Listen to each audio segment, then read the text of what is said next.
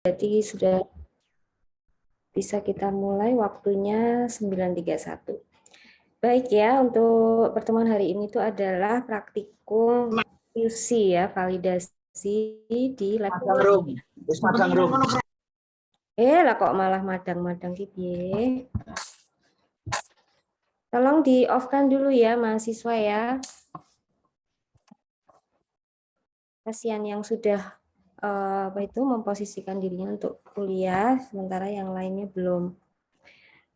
Untuk pertemuan hari ini itu adalah kita akan belajar tentang penyimpangan ya. Jadi kalau quality control itu berarti kita itu sedang mencari ada tidaknya penyimpangan hasil pengamatan terhadap nilai yang seharusnya ya. Jadi kualitas itu artinya kita mengukur deviasi sebenarnya. Jadi, kalau ada kata QC itu berarti kita mengukur deviasi. Deviasi terhadap apa? Terhadap nilai yang sebenarnya. Jadi dalam pengukuran itu selalu mengandung kesalahan. Ya, bahkan ketika Anda tidak merasa melakukan kesalahan, itu sudah ada kesalahan di situ, namanya random. Karena hidup ini tidak ada yang pasti, tidak ada yang pasti, ada ketidakpastiannya. Jadi itu sudah bawaan. Setiap pengukuran itu ada yang namanya kesalahan random. Itu hanya Tuhan yang tahu. Kesalahannya itu dari mana itu manusia tidak bisa. Lalu ada kesalahan yang sifatnya sistematik. Jadi kesalahan sistematik itu salah satunya yang dilakukan oleh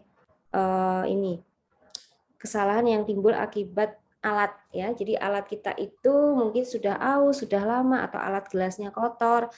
Nah, itu termasuk dalam kesalahan yang sistematik. Tidak termasuk yang random. Kalau random itu kita nggak tahu. Kesalahannya itu sebenarnya itu apa, hanya Tuhan yang tahu. Tetapi setiap pengukuran itu selalu ada kesalahan. Nah, karena itu maka yang namanya quality control ini perlu untuk dilakukan. Misalnya Anda jadi kepala lab, Anda bekerja di lab perusahaan atau lab rumah sakit atau lab klinis, itu sehari-hari Anda mengontrol angka pengukuran. Misalnya Anda kerja di Prodia juga gitu. Kemarin saya mengukur pasien yang sama, darah yang sama, itu hari ini sama besok kok beda ya, kan gitu ya. Nah, itu perlu diukur sejauh mana perbedaan ini menyebabkan data itu diterima atau ditolak. Prinsipnya begini ya, sebelum saya memulai praktikum ini. Kalau kita mengukur quality control, ya kita sedang melakukan pekerjaan quality control, yang kita lihat itu adalah data. Data itu yang bagus, misalnya ada standar. Maka data yang bagus itu kan masuk di dalam standar. Nah, ketika data itu keluar dari standar, entah terlalu tinggi atau terlalu rendah, nah data yang keluar dari toleransi itu yang harus diamati. Apa yang harus Anda lakukan terhadap data yang berbeda itu? Kalau Anda seorang manajer lab, Anda akan melakukan diukur ulang. Coba diuji ulang, diulangi. Data kedua ternyata berbeda sekali dengan data pertama, maka harus dilakukan pengukuran yang ketiga. Kalau data yang kedua ini ternyata dekat sama yang pertama tadi, oh berarti ini memang datanya seperti ini. Jadi datanya itu menyimpang. Maka biasanya akan dilakukan penyelidikan. Nah, penyelidikannya itu mulai dari kuvetnya, atau misalnya ya jarumnya, atau kontainernya, atau reagennya, yaitu mulai dilakukan penyelidikan. Jadi kalau kita bekerja di bidang quality control, maka pekerjaan kita itu seperti detektif gitu, nyari datanya kok beda ini kenapa. Itu selalu ya. Misalnya ada analis baru yang baru direkrut. Nah, dia juga menyumbang misalnya ini data yang dari analis baru ini selalu aneh. Nah, ini perlu di training kan gitu ya. Jadi itu dampak apa itu namanya maksudnya ruang lingkup dari pekerjaan quality control itu harus dipahami dulu sebelum Anda melakukan praktikum. Takutnya Anda seperti robot aja pokoknya ngumpulin data, ngukur standar deviasi terus udah saya ngerti maksudnya untuk apa gitu ya. Untuk pertemuan yang lalu, itu kan Anda sudah dengan Bu Ana ya, Anda sudah melakukan quality control, mengumpulkan data yang banyak, tetapi metodenya titrimetri ya, jadi metodenya titrasi, kalau yang hari ini metodenya itu spektrofotometri. Nah ini karena sudah angkatan atas, ini tentunya sudah paham cara menggunakan spektro ya. Untuk yang minggu lalu tugasnya itu sudah dikerjakan belum yang dari Bu Ana? Pertanyaan saya yang membuat grafik itu. Mohon maaf Ibu, untuk Bu Ana kemarin waktu teori Gijah dan validasi itu katanya ke Bu Nurma dulu, nanti setelah itu ke Bu Ana. Loh, berarti kalau praktikumnya kemarin belum diisi sama Bu Ana? Untuk tugas grafik itu dari Bu Andri dan Bu Arista, Bu. Oh, sudah. Sebentar, dari Bu Arista itu kan bukan lab kimia. Bu Ayu. Halo? Kemarin itu yang pertama Bu Andri, terus dilanjutkan Bu Arista untuk penugasan grafik. Terus yang Bu Ayu, kok tadi ada Bu Ayu? Tidak ada untuk Bu Ayu, Bu. Nggak ada. Yang Bu Ana berarti belum masuk untuk praktikum ini? Belum, soalnya kemarin waktu teori Bu Ana bilangnya Bu Norma dulu, baru setelah itu ke Bu Ana. Oh, gitu. Oh, alah, malah Bu Ana yang, Bu Norma yang disuruh duluan ya. Oke, tapi kalau untuk praktikumnya sekarang, kan kemarin pertemuan 5 itu kan tertulisnya titrimetri ya Mbak ya? Iya, kan Bu Norma ini pertemuan 6. Nah, yang pertemuan 5 ini sudah masuk belum Bu Ana? Pertanyaan saya itu. Belum, Ibu. Oh, belum masuk. Sebenarnya hari ini tuh harusnya yang titrimetri dulu, baru spektro. Karena untuk memahaminya lebih mudah yang titrimetri gitu. Gimana ya?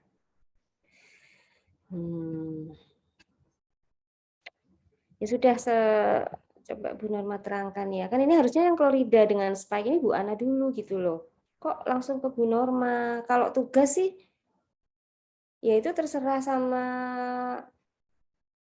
Bentar ya. Bu Norma ininya tuh kurang paham ini sebenarnya. Kenapa kok harus Bu Norma yang menerangkan dulu ya grafiknya ini?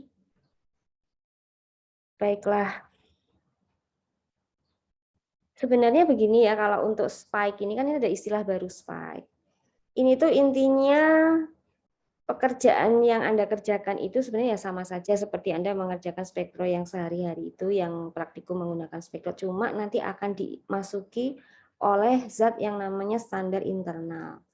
Jadi standar internal itu untuk mengontrol apakah ada perbedaan dengan nilai yang seharusnya. Spike itu adalah standar yang sudah diketahui konsentrasinya dengan pasti, itu menjadi acuan apakah pekerjaan kita itu nanti seberapa berbeda dengan standar spike ini.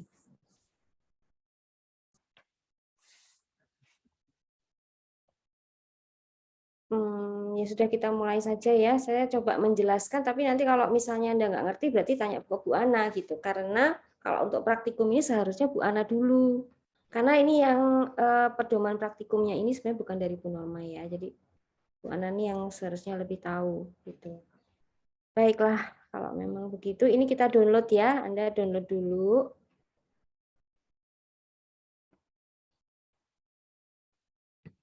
Terus ini Bu Norma sudah punya berarti saya download dari sini. Terus saya buka. Kira-kira terlihat atau tidak? Sebentar. Ini terlihat nggak? Petunjuk praktikum dari Bu Norma terlihat? Terlihat, Ibu. Iya, Ibu. Ya sudah, terlihat. Intinya Anda nggak usah panik melihat petunjuk praktikum ini kok banyak sekali angka-angka A1. Sebenarnya Anda cari itu satu, standar deviasi. Untuk rumus standar deviasi sudah tahu atau belum? Akar, lupa.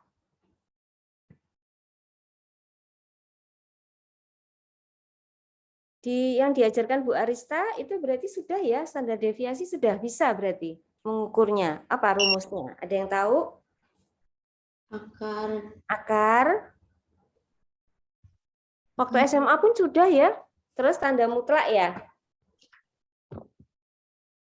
Tanda mutlak X dikurangi 1, Ibu. Per kuadrat. Ya, X per kuadrat per per 1. Ya. Betul, itu dipakai terus ya. Rumus standar deviasi ini sangat penting. Jadi Anda mau melakukan QC apapun ini dipakai. Sebenarnya pada D3, pada saat D3 itu QC-nya itu mengukur standar deviasi atau kesalahan yang disebabkan oleh alat gelas. Kalau D4 berarti belum pernah ya yang itu ya, yang alat gelas ya? Belum pernah? Ibu. Oh, kalau D4 itu beda sama D3 berarti ya. Sebenarnya itu lebih mudah dipahami daripada ini. Tapi gini, prinsipnya kalau Anda kan sudah bisa titrasi ya, berarti ya, sudah bisa. Sudah pernah titrasi di lab atau belum? Belum pernah. Belum, Ibu. Belum sama sekali, Sama Bu. sekali. Terus yang Belum. spektro juga belum pernah sama sekali. Belum. Belum, Ibu. Belum, Bu. Ya, ini berat sekali Bu Norma menerangkannya. Ini harusnya ada video. Kita nonton video aja deh kalau gitu ya. Kita nonton video spektro dulu. Karena Anda belum pernah ya, sama sekali belum pernah. Waktu SMK, Bu. Waktu? SMK dulu. SMK sudah pernah. SMA belum, Ibu. Nah ini saya mau nerangin kayak gini terus Anda belum pernah spektrum tuh ya nggak mungkin ya. Sepertinya tuh nggak mungkin. Coba saya carikan videonya dulu yang spektro deh. Terus nanti saya akan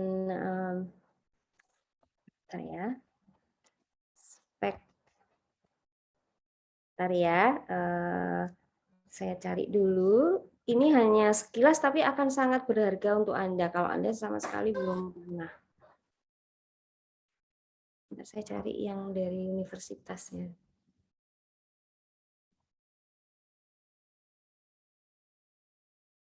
Coba ini aja lah.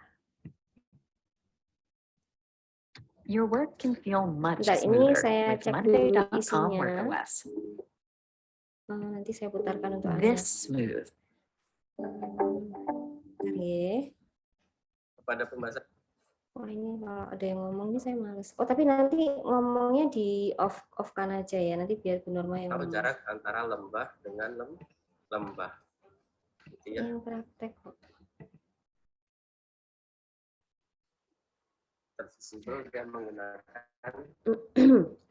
Jadi kalau di lab kita itu spektronya disebutnya spektro UV vis karena bisa dengan sinar ultraviolet maupun dengan sinar visible gitu ya. Itu prinsip dari spektro kita.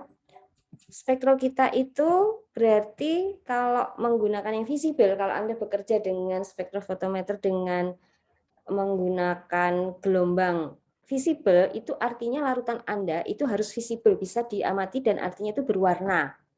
Ya, jadi komponen itu berwarna.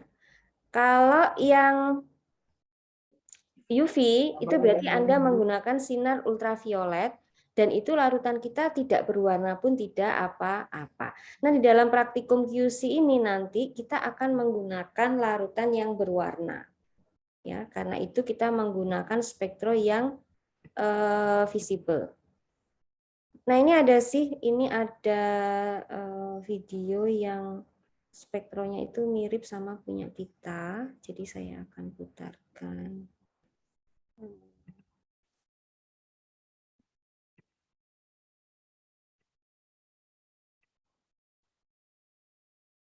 Nih ya, ini ada nih, tapi bahasa Inggris.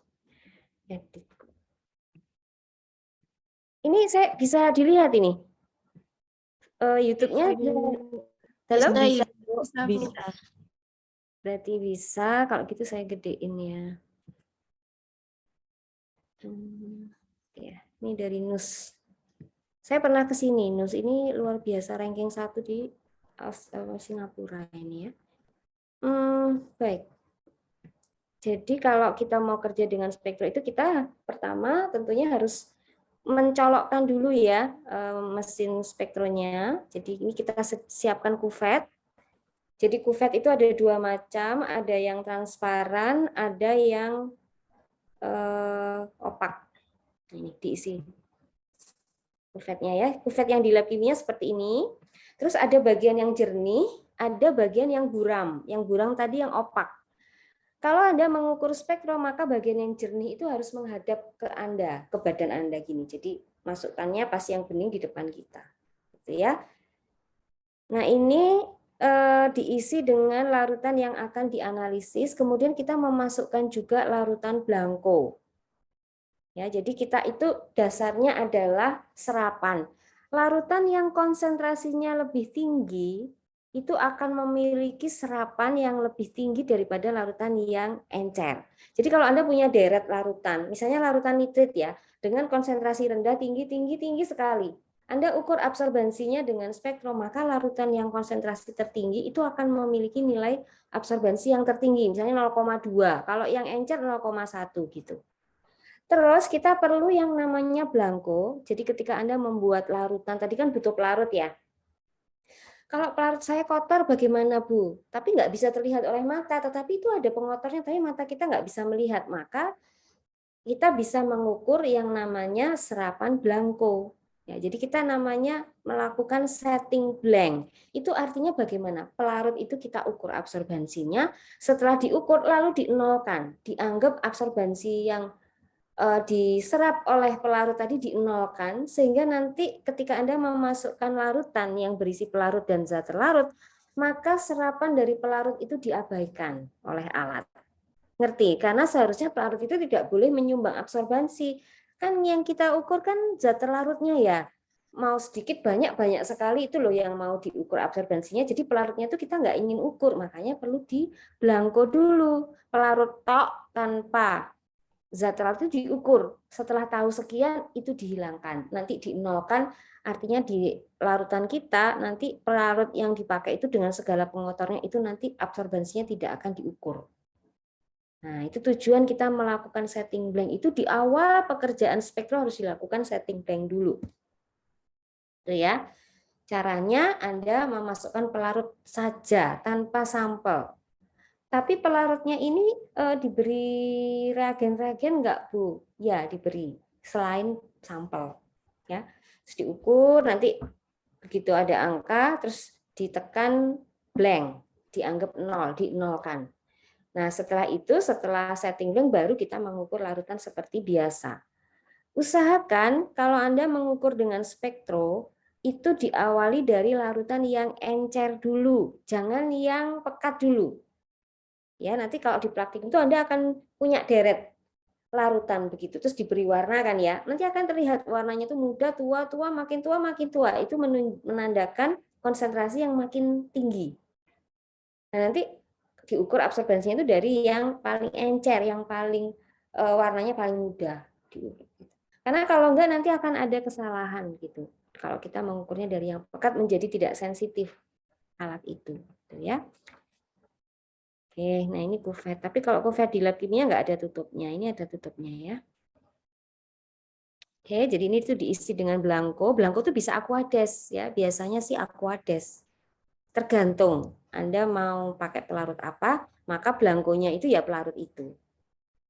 Nah, ini ya diisi dengan solvent atau pelarut, diberi tutup nanti. Nah, ini seharusnya sih dikocok ya supaya homogen. Selalu kan begitu ya, kalau kita mau mengukur apapun tuh dihomogenkan gitu. Kalau ini dia merins dulu, jadi dia perkiraan dia kuvetnya ini mungkin bekas dipakai apa gitu ya, supaya aman dia wash dulu, di-rinse dulu, dibilas dengan pelarut yang akan diukur. Nah, yang benar sih seperti ini ya, dibilas dulu. Terus ngisinya tuh sampai leher biasanya. Kalau punya kita kuvetnya itu ada lehernya, jadi ketahuan kita akan di mana. Kalau ini sepertinya lurus tok kuvetnya ya. Situ. Ya, seperti itu. Nah, ini diukur. Nah, Anda siapkan tisu karena nggak boleh dindingnya ini basah. Ya, jadi nggak boleh dindingnya basah. Terus bagian yang bening itu nanti yang menghadap ke tubuh kita. Kan kita di depan alat. Nah, jangan bagian yang opak. Nah, kayaknya mirip punya kita ya ini ya spektrum. Nah, ini ya harusnya menghadap ke kita kalau spektrum kita, kalau ini spektrumnya beda ya, beda sedikit nggak apa-apa lah. Nah, ini menghadap ke kita karena sinarnya itu beda dengan ini. Kalau ini dia yang opak yang menghadap ke analisnya. Ya, oke, tapi yang penting diletakkan. Terus ada tempat untuk blanko sebenarnya. Nah, jadi selalu sepasang mengukurnya ini. Blanko itu dimasukkan sekali, habis itu nggak usah dikeluarkan. Setelah diukur setting blank, nanti Anda tinggal memasukkan sampel gantian. Tapi blankonya tetap di situ. Nah, ini dinolkan ya, auto zeroing. Nah, nanti Anda tinggal mengikuti petunjuk yang sudah ditempel di tembok, di lab, itu ada urutan yang Anda harus ikuti untuk setting blank. Itu tinggal tekan-tekan tombolnya. Anggap aja sudah ya, karena kalau ini sepertinya ini canggih spektronya ada komputernya ini ya. Punya kita nggak kayak gini, punya kita sederhana. Cuma ya.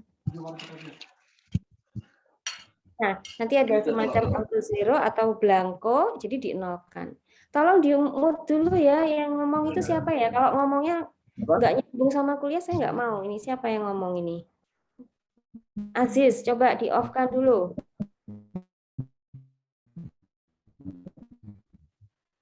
Ini kuliah malah ngobrol ya, saya nggak bingung, Bu Norma, benar. Nah, ini ya, jadi kalau larutan sampel itu biasanya berwarna.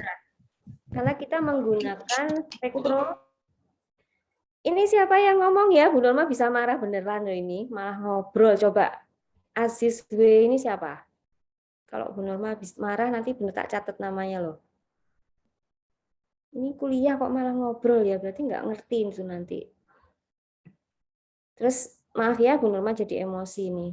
Nggak suka Bu Norma kalau kuliah kok seperti itu.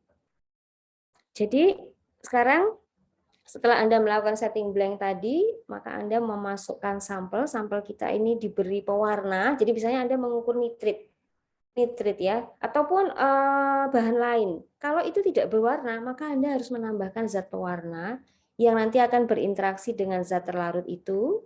Kalau zat terlarutnya sedikit, kan warnanya yang diikat jadi sedikit juga, maka warnanya mudah. Kalau zat terlarut Anda itu konsentrasi tinggi, ketika Anda beri pewarna berikatan, maka pekat banget gitu kan. Nah, itu nanti setara dengan konsentrasi dan absorbansinya makin naik juga kalau Anda konsentrasinya makin tinggi. Oke, jadi ini pura-puranya kita sudah punya sampel, warnanya biru gini, terus kita masukkan ke kuvet. Ya. Jadi saran saya memasukkan ke kuvet ini jangan pakai pipet tetes.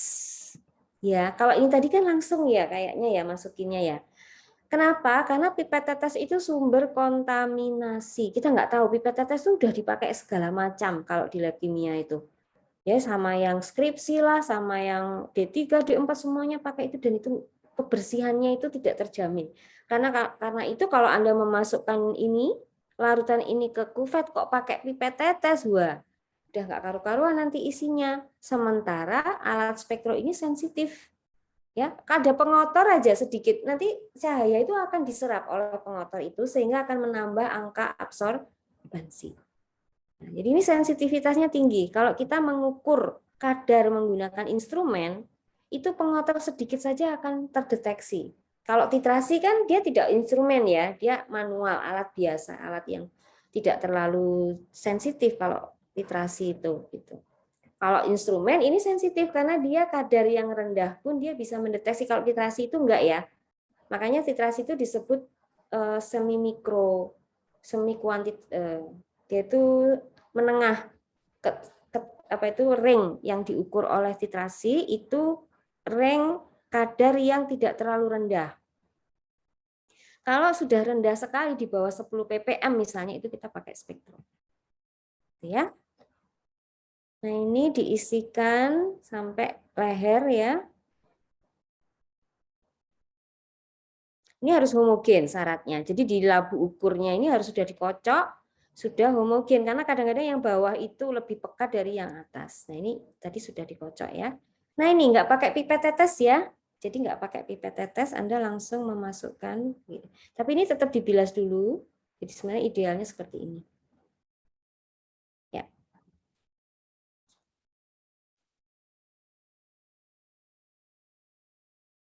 Ini terus dimasukkan. Sebenarnya harusnya pakai gloves nih ya, harusnya pakai sarung tangan nih ditulis nih, wearing gloves is optional, tapi harusnya kalau di analis kesehatan itu wajib. Wah, ini bilasnya sampai berapa kali ya, saking ingin telitinya. Jadi siapa tahu kuvetnya tadi bekas dipakai asam atau basa, nah itu kan mempengaruhi hasil ya. Jadi ini diisi 4,5-nya ya udahlah pokoknya sampai leher. Nah, ya seperti itu. Ini untungnya ada tutupnya. Oke, lalu dilap pakai tisu karena tadi mungkin sidik jari kita nempel minyak ya. Apa gitu ya. Terus dimasukkan lagi. Dengan belangkonya masih ada di dalam ya, karena untuk mengenalkan pengotor dari pelarut yang ada di larutan kita yang biru ini. Kan ada pelarut juga dan ada pengotornya, jadi dinolkan. Oke, nah seperti itu. Jadi sebenarnya hanya seperti itu spektrum, tapi ini mungkin hanya iklan. Sebenarnya saya.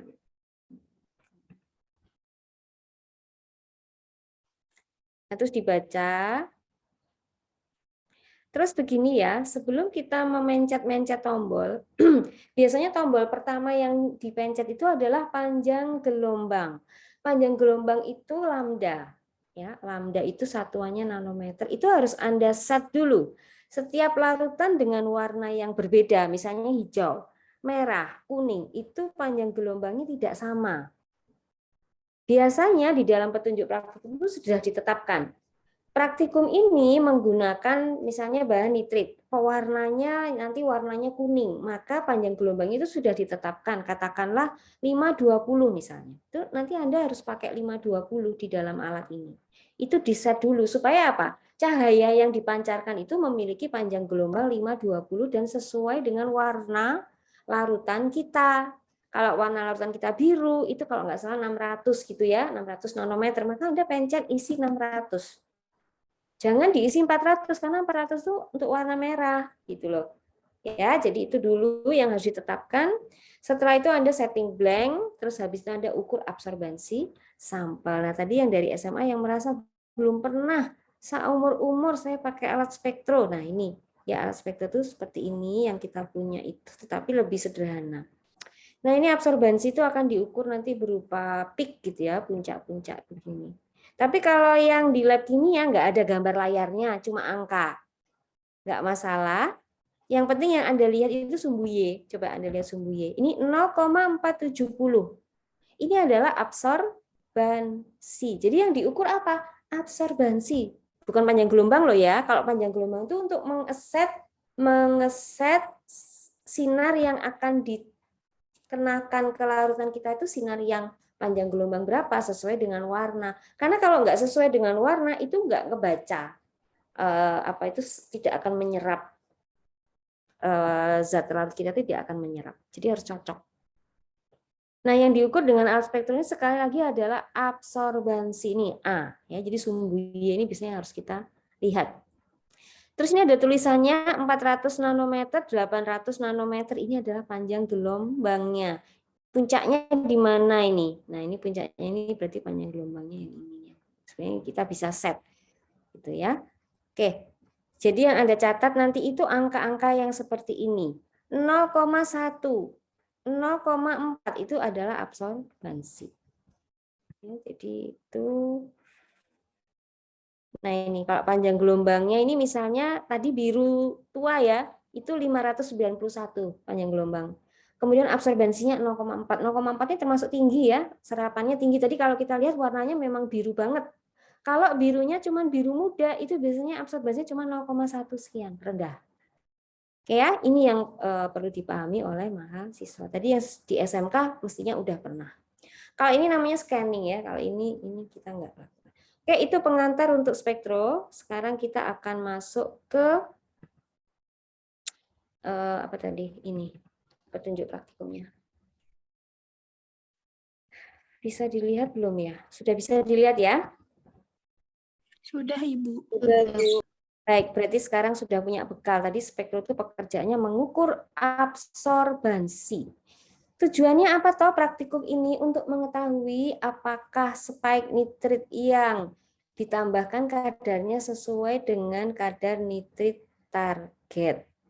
Jadi kita sudah tahu suatu larutan ini kita menggunakan spike di dalam praktikum. Spike ini adalah standar internal, yaitu standar yang diketahui, namanya standar itu pasti sudah diketahui konsentrasinya ya, sudah diketahui konsentrasinya. Nah, nanti apakah pengukuran kita itu akan menghasilkan kadar yang sama dengan spike ini, itu yang mau diketahui. Prinsipnya apa? prinsipnya adalah kita mau menetapkan kadar nitrit, ya. Jadi kita punya sampel yang mengandung zat terlarut nitrit, dan dia itu akan membentuk warna berwarna merah ungu, ya, dengan penambahan pewarna azo ini, dengan penambahan asam sulfanilat. Ya, ini pokoknya gabungan dari senyawa-senyawa ini akan menghasilkan warna ungu kemerahan. Karena tujuannya apa? Supaya larutan nitrit ini dapat dibaca oleh spektro untuk menentukan kadar. Kadarnya kan nanti divariasi kan ya. Kadarnya divariasi, terus diukur serapannya. Dari serapan yang dilakukan itu, nanti kita akan buat kurva baku, begitu. Kurva baku, terus nanti kita punya senyawa yang nitrit yang tidak diketahui kadarnya, bisa ditetapkan kadarnya dengan interpolasi. Nah, warna ungu kemerahan ini diperlukan untuk spektrofotometer visible. Visible itu warna ya, jadi visible bisa dilihat oleh mata kita. Tapi kalau yang UV, kalau Anda menggunakan spektro yang UV tidak perlu diberi warna. Terus ditetapkan panjang gelombangnya 520. Ini khas ya, jadi untuk warna merah ini 520, warna keunguan. Warna merah keunguan ini sudah ditetapkan untuk nitrit itu 520. Ini kalau di dalam standar nasional Indonesia, SOP, SNI, kan prosedur SNI itu baku ya, itu sudah fix. Jadi misalnya untuk nitrit 520, nanti untuk senyawa yang lain itu berapa nanometernya. Ini harus diketahui oleh mahasiswa, dan ini di-set lebih dahulu di alat spektro sebelum kita mengerjakan apapun termasuk belangko. Itu sebelum melakukan belangko kita sudah input dulu 520 nanometer. Supaya apa? Kita menyuruh alat ini tolong sediakan sinar yang panjang gelombangnya 520 untuk larutan saya, karena larutan saya itu warnanya ungu kemerahan dan ini cocoknya dengan 520. Itu ya, ini yang harus dipahami mahasiswa. Jadi 520 ini menentukan sinar apa yang nanti akan dipilih oleh alat. Alat kita tuh sudah disediakan sinar dengan berbagai panjang gelombang. Nah, mau pakai yang mana gitu. Ya. Oke, kalau sudah kita siapkan alat dan bahan, kita butuh labu ukur 50 ml, itu labu ukur yang tadi dicontoh video tadi. Kecil, tapi yang kecil ya, dan itu biasanya kita butuh 8 sampai 10, kita butuh banyak karena kita butuh deret. Terus kita juga butuh buret. Untuk apa nih buret, Bu? Ini kan nggak sedang titrasi, betul. Buret itu kan ada skalanya ya, Mbak-mbak, Mas-mas ya. 1, 2, 3 mili kan gitu. Terus setiap itu ada skala yang lebih kecil lagi. Itu tujuannya untuk memasukkan ini ya, larutan ke dalam labu ukur. Jadi labu ukur ini kan kayak kita tuh mau melakukan pengenceran. Jadi misalnya ada satu deret labu ukur 8 labu ukur, terus kita mau melakukan pengenceran, itu cara paling mudah untuk memasukkan zat terlarutnya itu dengan buret. Karena kalau Anda mipet pakai pipet volume itu kan cuma fixnya 10, 25, 30 kan gitu ya kalau pipet volume itu ya, kan gembung. Cuma 5, 10. Nah, kalau kita butuh 1,5, kalau kita butuh 2,1 itu kan sulit. Kalau pakai buret lebih mudah gitu. Terus Anda juga misalnya, saya lebih suka pakai pipet ukur, coba aja pipet ukur itu sulit ya. Kan itu tergantung Anda kayak mengeluarkannya dengan hati-hati. Kalau kebablasan udah, maksudnya skalanya itu juga agak sulit diikuti karena itu kan berbasis tekanan balep ya kalau Anda pakai pipet itu ya. Jadi itu lebih sulit dikendalikan. Jadi kalau Anda mau melakukan pengenceran menggunakan deret labu ukur 50 mili yang katakanlah ada 10 labu, 8 labu, itu lebih enak Anda memasukkan zat terlarutnya itu dengan buret. Pipet tetes ini digunakan seperlunya saja, jadi ini tidak untuk memasukkan ke kuvet kalau saya. Seharusnya pipet tetes ini malah nggak digunakan untuk memasukkan larutan ke dalam kuvet. Terus beaker glass ini ya kalau ada sisa-sisa ya ketika ngisi buret, sisa larutan itu lebih enak di beaker. Aquades ini biasanya untuk pelarut ya, dan pelarut tadi juga digunakan untuk membilas ya, kuvetnya dibilas dulu malah sampai berapa kali dibilasnya. Terus kuvet ini wajib ada kalau untuk spektro, nggak mungkin kita kerja dengan spektro tanpa kuvet. Nah, pakai apa ya kalau nggak pakai kuvet gitu memasukkan ke dalam alat gitu, nggak bisa. Terus ini kita sudah punya di lab kimia, kemudian kita butuh tisu tadi untuk ngelap bagian luar dari kuvet. Ya, atau ngelap kalau Anda memipet sesuatu Anda perlu tisu. Kemudian prosedur ya ini yang sedang kita baca ini prosedurnya ya.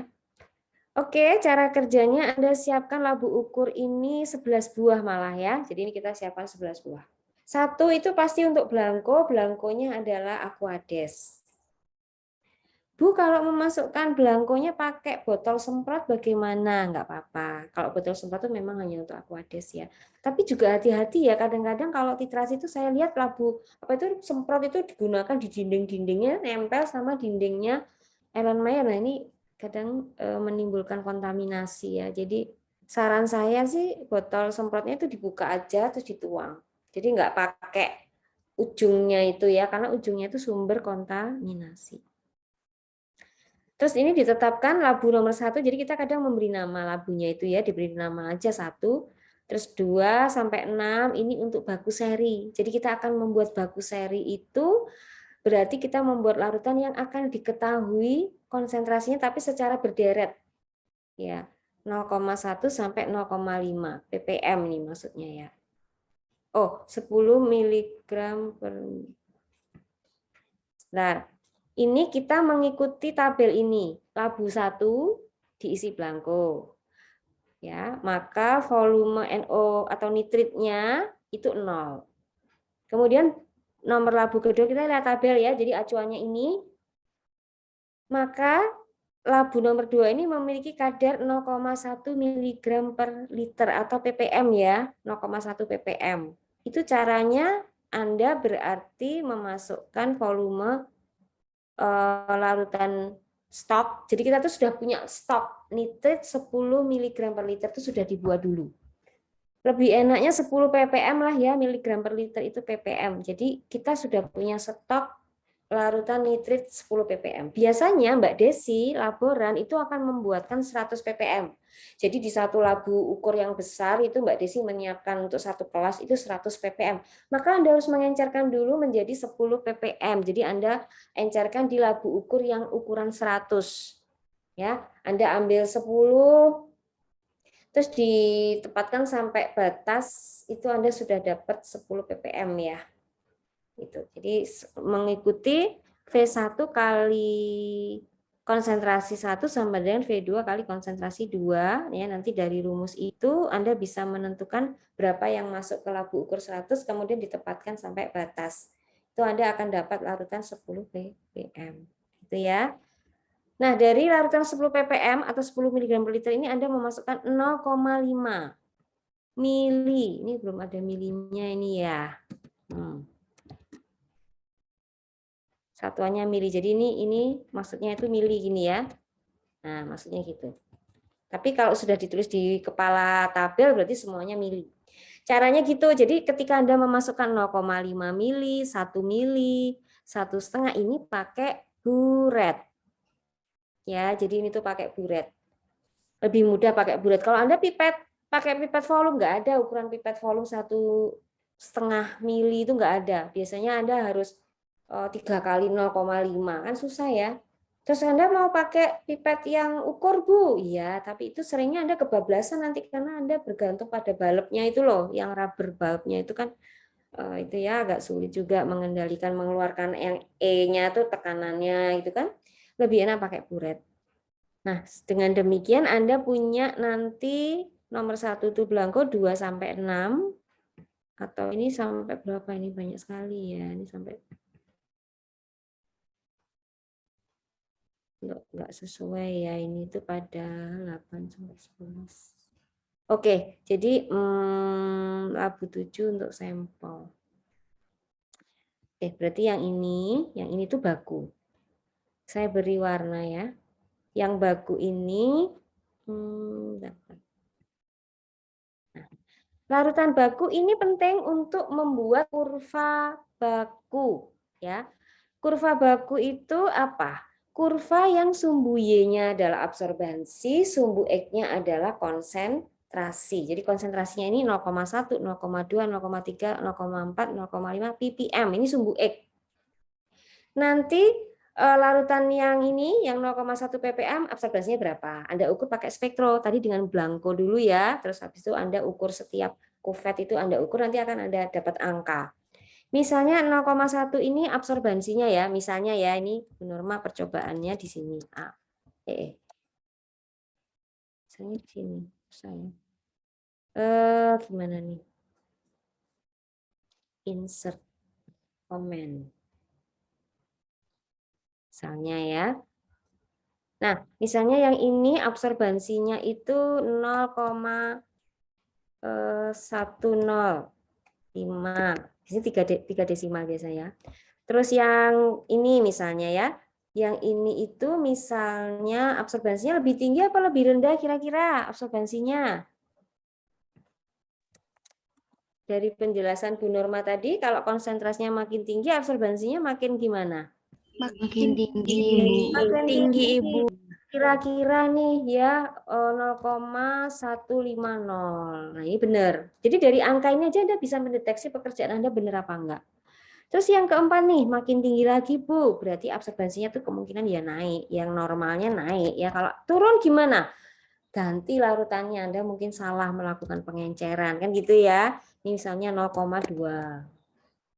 Nah, gini. Nah, absorbansi ini nanti jadi sumbu Y, kemudian 0,1, 0,2, 0,3, 0,4, dan seterusnya itu sumbu X. Maka nanti Anda akan dapat garis linier, lurus. Itu namanya hukum Lambert-Beer. Hukum Lambert-Beer itu menyatakan bahwa hubungan antara sumbu X, yaitu apa itu konsentrasi dengan absorbansi itu linier.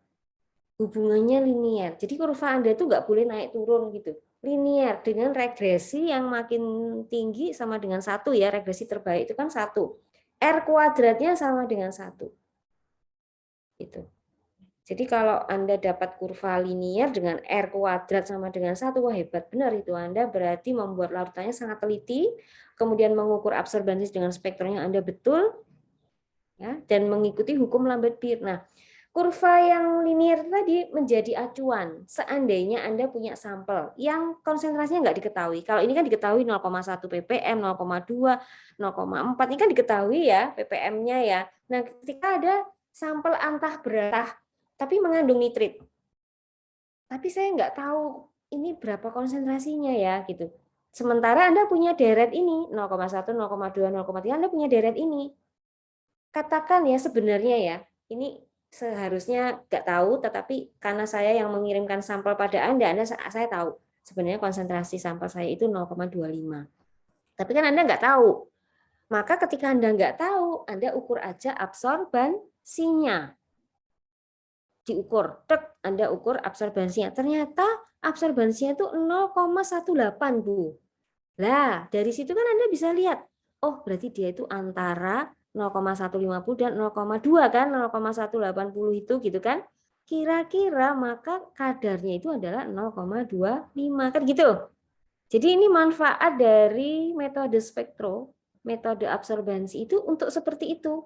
Anda buat dulu deret. Nanti kalau ada larutan yang konsentrasinya di antara ini 0,31 kayak 0,35 ppm gitu ya, Anda akan bisa tentukan menggunakan interpolasi dari kurva baku Anda tadi. Jadi kalau absorbansinya ketahuan 0,18 kan itu di sumbu Y ya, 0,18 itu ya di sumbu Y. Maka Anda tinggal tarik tegak lurus nanti akan ketemu konsentrasinya. Ini kan menguntungkan kalau Anda punya kurva baku ini, Bu, Anda punya sampel 20 dengan konsentrasi yang 0,22, 0,25, itu kan Anda bisa nanti tinggal interpolasi, tinggal ukur absorbansinya, tarik garis tegak lurus melalui kurva apa itu linier tadi, garis tadi. Begitu ketemu garis langsung ditarik ke bawah tegak lurus, akan ketemu konsentrasinya. Nah, itu kurva baku ya. Ini sebenarnya diterangkan di metode spektrofotometer atau di instrumentasi. Terus yang 7, labu nomor 7 itu untuk sampel. Jadi sampel ini sebenarnya nggak diketahui. Tetapi kok ini sudah diketahui 0,6. Nah ini ya, saya nggak tahu ini prosedurnya ya. Terus labu 8 sampai 11. Nah, disinilah kita mulai memasukkan yang namanya spike, yaitu standar internal. Nanti di sini kita masukkan ya. Kita ikuti aja ini 8 sampai 11.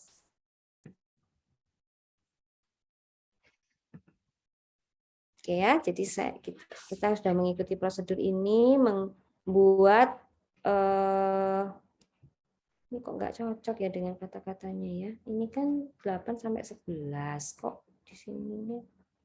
Kita ikuti yang di tabel ya. Kalau yang di tabel itu yang ada spike-nya adalah 13 sampai 16. Kita ikuti ini supaya Anda nggak bingung.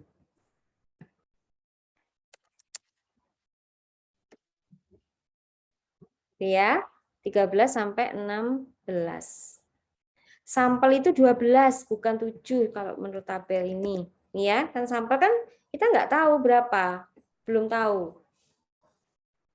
Terus yang ini berarti 2 sampai 11 ya. Kalau menurut tabel itu yang dibuat standar baku, larutan baku seri. Nah ini Anda kalau mau skripsi, ini Anda buat seperti ini nanti. Kalau Anda disuruh menetapkan kadar nitrit menggunakan spektrum, nah Anda buat kurva baku dulu. Jadi kurva bakunya itu sampai 11 ini ya. Labu nomor 11 ini adalah kurva baku. Nah ini baku. Kemudian yang ini adalah sampel. Saya kasih warna yang beda. Nanti ini saya upload lagi untuk kalian ya. Karena kalau yang pedoman yang diupload itu dari lab ya. Jadi Bu Norma ini hanya mengajarkan, tapi ini saya ngoreksi. Ini untuk yang spike. Kita ikuti aja ini. Jadi Anda nggak usah berpikir pusing-pusing, ikut ini aja. Berarti sampel yang 10 mili tadi, sampel ini ya, ditambah spike. Spike ini sudah diketahui konsentrasinya. Tapi kalau sampel belum diketahui ya, tapi Anda disuruh mipat 10 mili. Oke. Sampel ini belum diketahui konsentrasinya atau maksud saya ini tuh nggak tahu.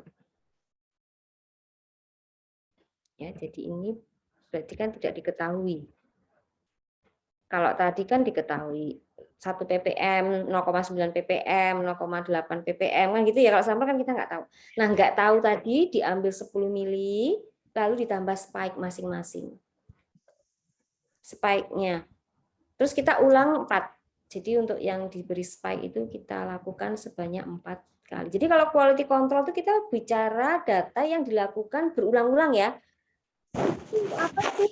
Kan saya sudah ngukur sekali konsentrasi 0,5 ppm.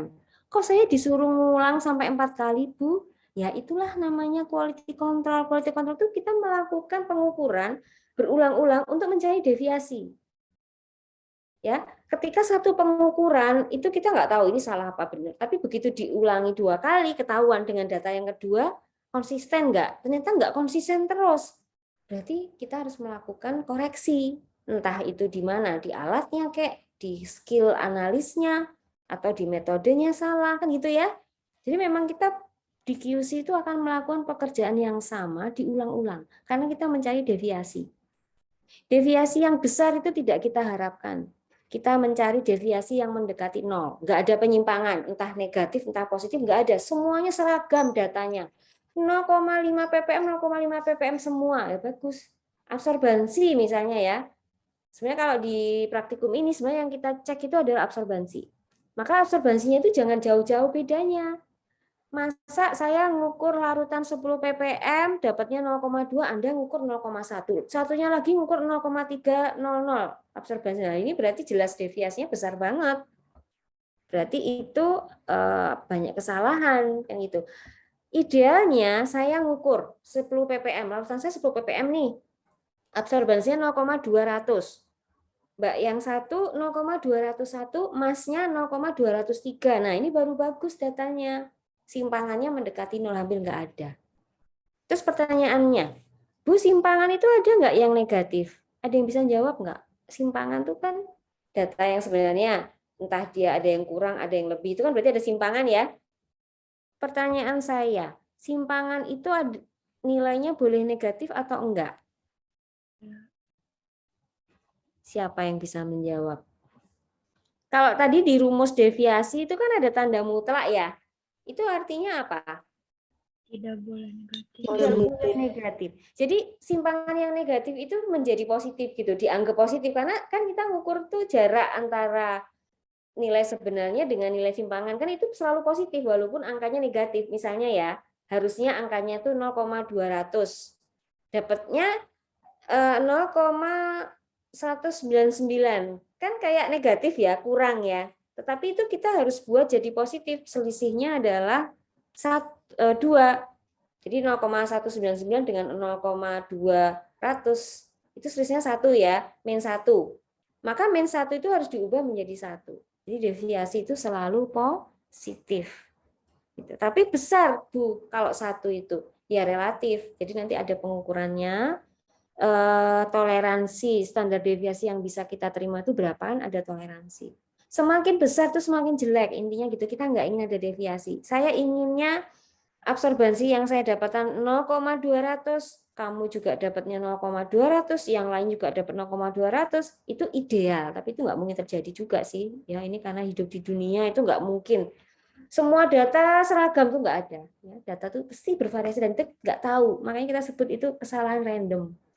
Karena hanya Allah yang tahu kan gitu ya. Tapi itu pasti ada kesalahan tuh loh. Sehingga menimbulkan adanya teori-teori quality control ini. Akan ada toleransi terhadap kesalahan random. Tapi kalau ada kesalahan sistematik, kesalahannya itu mesti bisa diprediksi kesalahannya. Kalau saya nggak membersihkan kuvet nih ya, nanti kesalahannya jadi gini. Nah itu sistematik. Karena kita tahu sumbernya itu kotoran dari kuvet. Nah, itu bisa dikendalikan.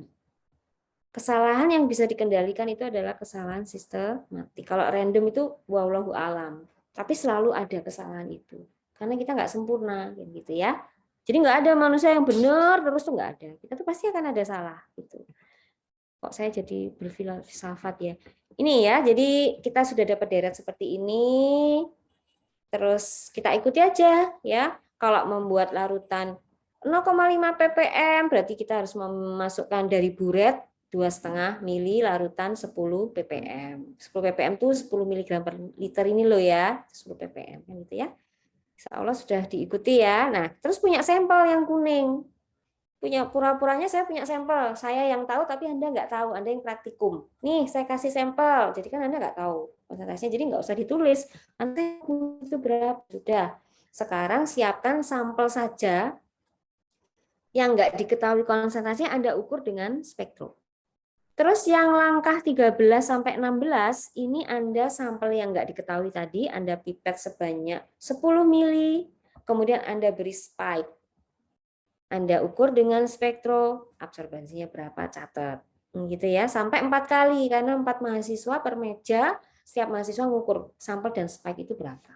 Oke ya, berarti Anda akan mendapatkan data absorbansi serapan dari spektro itu sebanyak 16 data. Paham ya? Yang satu tuh data absorbansi blanko. Yang 2 sampai 11 ini data absorbansi larutan baku. Baku karena sudah diketahui konsentrasinya ini loh.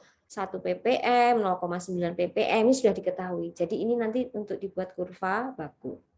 Terus ada juga yang nomor 12 ini Anda dapat absorbansi tapi konsentrasinya entah berantah, nggak tahu. Saya nggak tahu. Ibaratnya dari laut, Anda ambil sampel dari laut ada nitritnya, tapi saya nggak tahu berapa. Anda lakukan aja diukur absorbansinya. Terus sampel yang Anda peroleh tadi misalnya dari laut tadi Anda ambil 10 mili, terus ditambah spike. Ini dilakukan sampai 4 kali diulang-ulang. Oke, setelah itu Anda baru lakukan ini ya untuk pembuatan sampel. Oh ini tadi yang kuning. Kok 12 toh ini? Oh ya 12 benar. Sampel nitrit dipipet 10 mili. Oh ya untuk yang nomor 12 ini sampel ya. Jadi itu 10 mili pokoknya. Dipipet 10 mili. Jadi ini harusnya ada tulisan 10 mili. Terus sekarang sampel dan spike itu artinya kita membuat ini spike-nya sudah diberi ya, Anda juga tidak diberitahu berapa spike-nya. Tapi itu akan ada labelnya gitu kan, kita beli. Jadi namanya spike itu adalah larutan standar yang kita beli dengan konsentrasi yang diketahui dengan pasti. Dan akurat banget, kalau yang 1-11 tadi kan buatan sendiri. Ya, kalau larutan baku yang buatan sendiri itu masih ada kemungkinan salah-salah. Tapi kalau yang namanya spike, ini kita beli sudah baku tinggal pakai dengan konsentrasi yang sudah dijamin akurat. Nah, itu Anda ambil 2 mili. Misalnya spike-nya itu ada labelnya 10 mg per liter atau 10 ppm, maka sudah pasti spike-nya ini 10 ppm, maksudnya terjamin. Ini sudah tersertifikasi memiliki konsentrasi 10 ppm. Kalau yang kita buat tadi tidak tersertifikasi ya gitu. Itu bedanya. Anda masukkan ke 13 sampai 16. Nih yang ini benar nih ya. Yang atas tadi salah tapi yang ini benar. Oke. Lalu sekarang masing-masing labu 1 sampai 11. Diberi Aquades. Oke ya. Jadi kan larutan 1 sampai 16 ini kan Anda buat di labu ukur yang 50 mili ya. Jadi kalau labu ukur 50 itu lucu, kecil-kecil gitu. Kecil-kecil, terus Anda punya deret, harusnya 16 nih, karena tabelnya ini 16. Lalu Anda isi, kan tadi sudah diisi zat terlarut. Jadi sebenarnya yang ditulis di tabel ini adalah zat terlarutnya. Ya, tabel 1 ini zat terlarut ya, jadi supaya Anda jelas ini itu sebenarnya zat terlarut. Kan pelarutnya belum dimasukkan. Nah, sekarang di langkah inilah pelarutnya itu Aquades 45 mili. Lalu ditambah reagen Kris. Kalau Anda pernah media reagen, kan Anda sudah pernah membuat reagen Kris ya. Ada yang ingat warnanya apa reagen Kris itu? Yang digerus pakai mortar. Ada yang masih ingat? Lupa, Bu. Ya wes. Warnanya ungu ya, ungu. Tujuannya apa ini? Untuk memberi warna. Jadi larutan nitrit itu tadi nggak ada warnanya. Kalau nggak ada warnanya nanti spektrum kita nggak bisa baca. Nanti angka absorbasinya ya sama terus gitu, nggak bisa membaca. Maka perlu diberi pewarna yang sesuai dengan panjang gelombang 520. Ya, karena dari hasil eksperimen nitrit itu akan berinteraksi dengan gris, nanti akan menghasilkan warna merah keunguan gitu. Oke ya, jadi langkah pertama Anda masukkan zat terlarutnya dulu dengan variasi 1 sampai 16. Habis itu Anda beri pelarut dulu, jangan grisnya dulu. Ya, urutannya harus benar. Ini Aquadesnya dulu baru grisnya. Kenapa, Bu? Karena kalau sudah bereaksi langsung dengan gris itu nanti nggak mau larut di Aquadesnya. Itu ya. Jadi dari hasil pengalaman itu menjadi tidak homogen. Maka Anda harus memasukkan, ini di bold aja ya, jadi ini penting, Aquades dulu, sebanyak 45 mili, baru gris.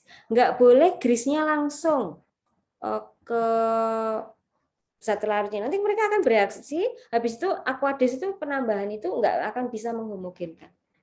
Jadi harus dilarutkan dulu zat terlarutnya, lalu baru ditambah pewarna. Pewarna itu terakhir. Pewarna itu terakhir pas mau diukur absorbansinya dengan spektrum. Biasanya 10 menit sebelum pengukuran dengan spektro itu Anda nambahin gris. Nah, penambahan gris ini harus serempak. Kan Anda tadi punya tabel 1 sampai 16 ya. Itu jangan Anda menambah Aquades di tabung 1 ditambah gris, baru tabung kedua Aquades gris. Jangan. 1 sampai 16 itu ditambah Aquades dulu semua, ya. Kan semua sudah ada zat larutnya. Anda tambahkan Aquades 45 mili semua. Atau kalau enggak, harus tepat 45, enggak juga sih. Ketika Anda pertama sudah 45 mili, maka nanti untuk memasukkan Aquades di botol kedua, tabung labu ukur kedua, itu Anda tinggal masukin Aquades kira-kira aja tingginya sama dengan sebelahnya gitu aja. Enggak usah tepat 45, karena susah loh ya, kita mau nuang 45 tepat, itu kan Anda harus pakai apa ya? Mungkin pakai, nggak harus akurat ini beaker 45, tapi kan kelamaan lah ya kalau harus ukur 45-nya itu. Nah itu biasanya kita ya samalah sama sebelahnya tingginya. Baru setelah semua 1 sampai 16 labu ukur ini Anda sudah isi zat terlarut dan Aquades, baru setiap itu diisi gris bareng. Kalau perlu kan ada 4 orang. Kamu nambahin dari 16, saya nambahin dari sini. Nah, seret cepet. Harus bareng. Setelah itu didiamkan, nah ini bisa 5 menit, bisa 10 menit tergantung perubahan warna. Kan kita inginnya merah keunguan, ya selama itu belum terbentuk ditunggu dulu. Kadang-kadang kualitas reagen grisnya itu jelek sehingga kita harus nunggu 10 menit. Setelah itu Anda masukkan ke kuvet, dan ini juga serempak. Ya, jadi kekompakan kelompok ini harus dijaga. Jadi memasukkan ke kuvet itu pasti bercecer karena Anda menuang dari labu ukur, tapi nggak apa-apa, daripada Anda ambil pakai pipet tetes itu malah kontam ya, dituang aja langsung terus Anda lap pakai tisu gitu. Lalu Anda mulai buka spektro. Spektronya di set dulu ya. Panjang gelombangnya tadi 520. Anda set dulu diisi 520, diketik tek tek tek. Setelah itu Anda ikuti instruksi. Masukkan blanko ya, masukin blanko. Kan kita harus setting blank dulu untuk mengenolkan pelarut untuk semua labu ukur kita ini. Semua larutan kita 1 sampai 16 kan mengandung pelarut, pelarutnya ada pengotor. Nah, itu dienolkan semua dengan cara setting blank. Jadi yang aku ada stok dimasukkan, dicek, diklik ya setting blank, habis itu nggak usah dikeluarkan. Blankonya tetap ada di dalam alat, lalu Anda masukkan kuvet yang berisi larutan 2 sampai 16. Pertanyaan saya, kira-kira kalau yang larutan baku ini, yang warna biru ini ya, ini kita mengukurnya dari yang labu 11, yang kuvet nomor 11 atau kuvet nomor 2? Bisa menjawab? Sebaiknya urutannya dari yang nomor 2 atau yang nomor 11? Pengukuran spektronya dengan kuvet. Tadi Bu Norma sudah menyebutkan sih harusnya. Ya, silakan dijawab dulu. Kalau belum dijawab, Bu Norma nggak mau maju. Salah nggak apa-apa.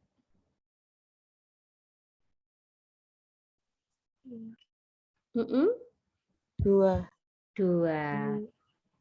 Betul ya? Betul. Karena kita kalau mengukur dengan spektrum itu mulailah dengan konsentrasi yang paling kecil dulu. Karena itu nggak tahu, memang begitu spektro itu. Nggak mau, kalau misalnya dia dari yang 11 nih, nanti tuh kayak ngaco gitu ketika dia harus membaca yang lebih kecil gitu. Jadi kita sebaiknya mulai dari konsentrasinya yang paling kecil dulu. Nah, terus yang sampel bukan nggak tahu, ya nggak apa-apa. Kalau sampel itu kan hanya berapa ini ya, tapi deret ini diikuti dari yang kecil dulu, terus baru sampel. Ya, diikuti aja urutannya, 2, 3, dan seterusnya. Oke ya. Baik, berarti tadi ada yang memperhatikan ketika Bu Norma menerangkan. Terima kasih sudah memperhatikan ya. Kemudian absorbansi dibaca menggunakan spektro ya, sudah dengan panjang gelombang 520. Nah, jadi 520-nya sudah ditetapkan di awal, alatnya itu di set 520, itu kita memerintahkan spektro. Spektro tolong sediakan sinar yang gelombang 520 karena larutan saya itu cocoknya sama yang itu gitu loh ya. Kalau sudah Anda masukkan blanko. Sudah di setting blank, ngikuti instruksi, terus nggak usah dikeluarkan blankonya, Anda masukkan kuvet ya, larutan nomor 2, nomor 3, nomor 4, seterusnya. Gantian adalah pokoknya masih satu kolom di sini, tambahan. Itu nggak bisa saya tambah. Jadi nanti yang blanko ini biasanya kita nggak tulis absorbansinya. Terus yang nomor 2, ini nanti absorbansinya berapa? Misalnya tadi 0,102. Terus yang nomor labu yang ketiga, sampel nomor 3, absorbansinya 150. Jadi satuannya sebenarnya nggak ada ya. Absorbansi itu tidak memiliki satuan. Nah, ini yang harus diingat oleh mahasiswa. Tapi kalau Anda ditanya yang diukur apa toh? Absorbansi, seringnya salah. Yang diukur tuh panjang gelombang. Enggak, panjang gelombang itu sudah di set. Yang diukur itu adalah absorbansi, bukan panjang gelombang. Nah, ini ya data-data 0,102, 150. Maaf, ini 0, ini 0. Nah, ini nanti di kolom baru yang harus Anda tambahkan di tabel ini. Oh, sudah disediakan di bagian E. Nah, ini ya Anda tadi, kalau tadi kan saya nulisnya 0, berapa tadi? 0,102. Ya udah kita tulis di sini 0,102 di tabel 2 ini ya. Nah, misalnya begini nanti data Anda 0, tadi Bu Norma mau berapa tadi? 150, Bu. 150. 50. Terima kasih. Yang ini 0,2 ya? 201. 2. Iya. Nah, seperti itu ya. Itu Nanti ada 0, Ibu. Oh iya, betul. Terima kasih. Nah, ini mahasiswa yang baik itu seperti ini ya. Jadi saya nggak mengeneralisasi. Ada 1-2 mahasiswa yang begitulah, tapi ada mahasiswa yang memperhatikan ya. Terus sampel 1 nanti berapa ya pura-puranya? Tadi kan Bu Norma contohkan misalnya 180 misalnya. Dari sini aja sebenarnya kita sudah bisa memperkirakan loh. Kalau absorbensi 180 kan 180 itu antara ini dan ini ya. Antara 150 dan 201 kan. Kemungkinan tuh loh kadarnya itu akan ada di sini. Berarti kemungkinan dia tuh kemungkinan 0,25 kemungkinan gitu. Tapi berapa tepatnya itu tergantung kurva baku Anda, nanti tinggal interpolasi. Dengan kan persamaannya, kalau persamaan linear kan Y sama dengan AX plus B kan gitu kan? Anda masukkan aja Y-nya itu adalah absorbensi, nanti X-nya itu adalah konsentrasi kan? Itu loh yang dicari. Nanti ketemu. Anda masukkan ke persamaan linear. Cuman Bu Norma nggak tahu persamaan linear karena belum dibuat di Excel ya. Kan Anda bisa buat di Excel. Sumbu Y-nya itu adalah absorbensi. Jadi ini adalah sumbu Y. Ini adalah sumbu X. Kan gitu. Nanti Anda coba masukkan di Excel. Ini sebagai sumbu Y, ini sebagai sumbu Y. Nanti ketemu persamaan linear tuh. Nanti kalau Anda klik sebagai regresi, itu akan ketemu persamaan linearnya adalah Y sama dengan AX plus B. Y-nya itu berapa? AX plus B. A-nya akan ketemu, B-nya ketemu di dalam Excel Anda. Nah, kalau untuk sampel kan yang diketahui Y-nya, absorbensinya Anda bisa ukur. Nah, Y-nya masukkan. Nanti X-nya itu akan ketemu sebagai konsentrasi sampel. Nah, kan tadinya nggak tahu, Anda nggak tahu, tapi saya tahu. Bu, menurut Excel saya, itu konsentrasi sampel yang Ibu berikan itu adalah 0,25. Kok bisa, Mbak? Ya karena saya ngukur Y-nya ini, Bu. Y-nya 180, terus saya masukkan ke persamaan Y sama dengan AX plus B yang dari Excel saya itu ketemu. Nah, itu baru benar. Seperti itu pekerjaannya ya. Jadi Anda harus membuat kurva baku. Itulah mengapa waktu SMA, waktu SMK Anda diajarkan persamaan linear di pelajaran matematika. Itu ternyata gunanya salah satunya ini. Bisa diterapkan di spektrofotometer. Oke ya. Terus ini juga nanti diukur berapa. Bu Norma nggak bisa ngomong ya. Ini berapanya lah ya, sekitar 0, tapi absorbensi itu biasanya 0, Bu, kalau absorbensi saya 99% salah. Itu berarti transmitansi, bukan absorbensi. Anda salahnya biasanya di tombol yang ditekan pada saat Anda bekerja dengan spektro. Karena spektro itu ada 2 pekerjaan yang bisa dilakukan. Dia mengukur absorbensi atau transmitasi. Transmitasi itu kebalikan. Jadi kalau absorbensinya itu 0,180, maka nanti transmitannya itu adalah sinar yang diteruskan. Kan kalau 0,180 kan sinar yang diserap oleh zat larut. Transmitan itu adalah sinar yang diteruskan. Kan 100% ya, dikurangi aja 0,180 ini. Kalau dipersenkan kan 18%. Berarti transmitansinya nanti itu sekitar 82. Bu, saya dapatnya enggak 0,180 tapi dapatnya 85%, 82%. Nah, berarti Anda kebalik. Anda bukan absorbensi tapi transmitansinya. Gitu. Ya, jadi nanti di spektro itu yang Anda pilih absorbensi, bukan transmitasi. Oke, nanti dapat berapa ini 4 mahasiswa nih, dapat berapa? Ya. Nah, ini kalau nggak nge-lab ya ini terus datanya dari mana nanti mahasiswa ini ya, membuat grafik ya. Nanti di tugas Anda isi aja sembarang ya. Tapi tadi logika yang Bu Norma berikan ya ini naik terus ini gitu. Coba aja Anda isi berapa. Kalau sampel dan spike itu berapa nanti coba Anda masukkan, terus nanti Anda olah jadi grafik ya. Nah, sekarang kita di bagian perhitungan. Nah, ini ya. Jadi pekerjaan sudah selesai, sudah punya kurva baku, sudah punya data absorbensi 1 sampai 16. Nah, sekarang kita tinggal mengukur konsentrasi tadi ya. Jadi sampel 1 absorbensinya berapa tadi Anda tulis? 0, berapa Mbak tadi? Tolong dibantu 0, sampel 1 tadi. Sampel loh ini ya. Kalau sampel kita belum ada datanya. sampel 1 tuh enaknya berapa ya? Tadi kan 180 ya. Nah, gini aja wes. Kita buat seperti ini ya. Nanti Anda boleh memvariasi sendiri. Nggak jauh-jauh dari angka ini. Nanti untuk tugas Anda boleh memvariasi ini. Misalnya 0,181, 0,182, itu boleh. Coba ya. Ini Bu Norma kasih gambaran kira-kira. Nah, kalau yang ini tergantung spike-nya ini ya. Nah, ini sebenarnya Bu Norma nggak bisa mengira-ngira ini berapa. Tapi ini boleh kita modelkan aja. Misalnya 1. Wah, ini nggak bisa ini sebenarnya ngomong. Nggak bisa juga sih. Misal ya, jadi supaya bisa diolah kan kita harus mengisikan sesuatu di sini. Nah, misal. Ya idealnya beginilah ya, skillnya bagus semuanya sehingga hasilnya tidak terlalu jauh. Nah ini ya nanti kita coba.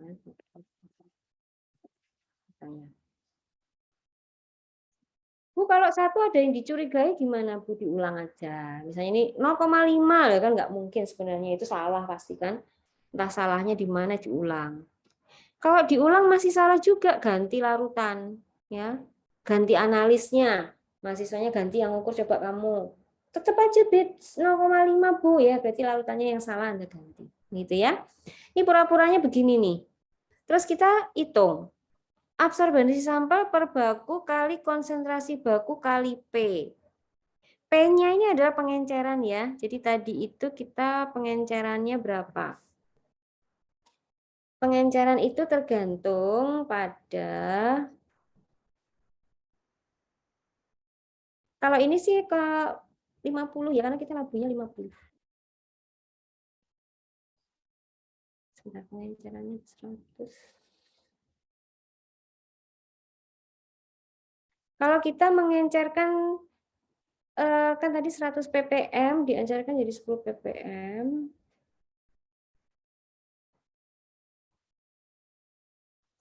Ini pengencerannya belum ditentukan ya. Pengencerannya ini misalnya kita tetapkan aja 50 ya ppm-nya ini ya.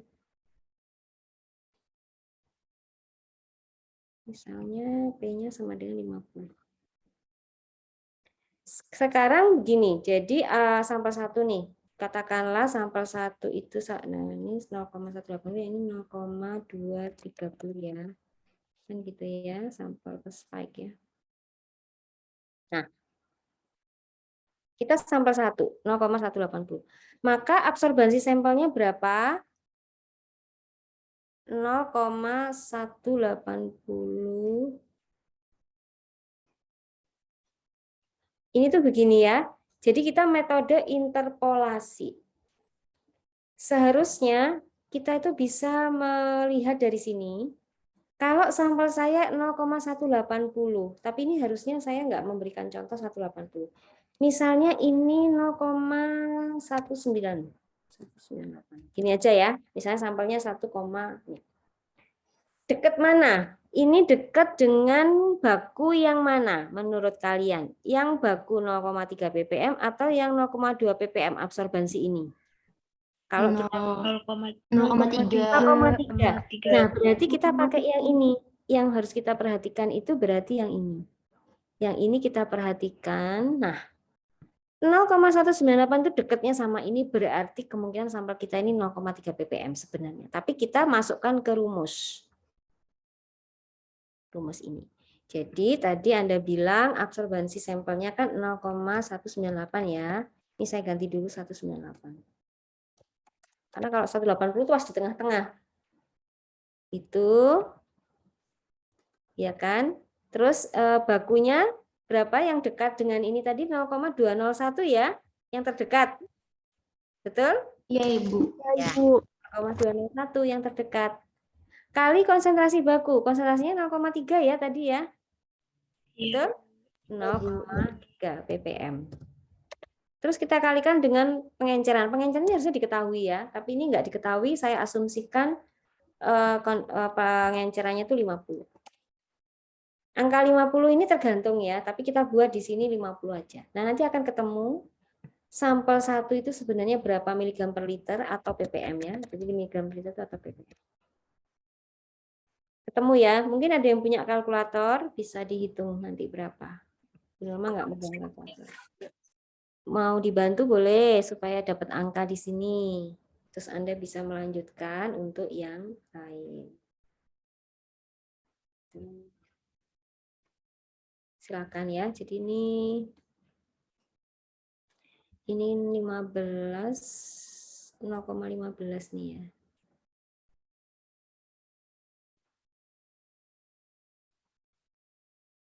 .15 ppm nih kayaknya.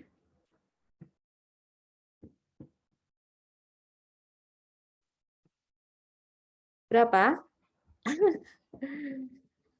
Udahlah ya, saya nggak ngitung ya. Nanti kalian bisa ngitung sendiri.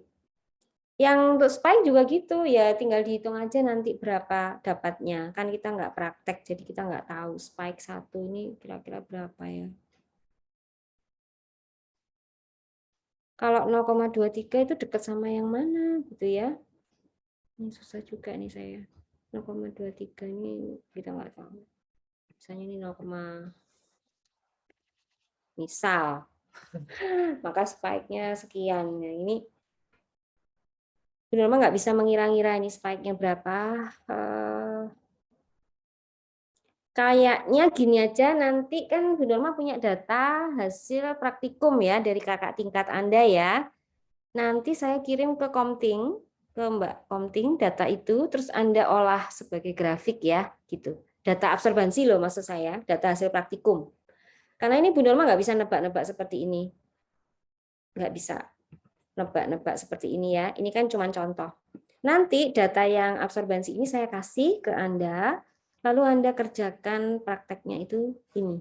Nanti dimasukkan ke sini. Bu Norma sudah ngasih contoh. Terus kita lanjut ya. Jadi ini udah ketemu misalnya berapa miligram per liter. Udah ketemu. Kemudian kita cari C target. Y kali Z dibagi V. Ini tuh G apa Y itu? Persentase target. Y, Z, V.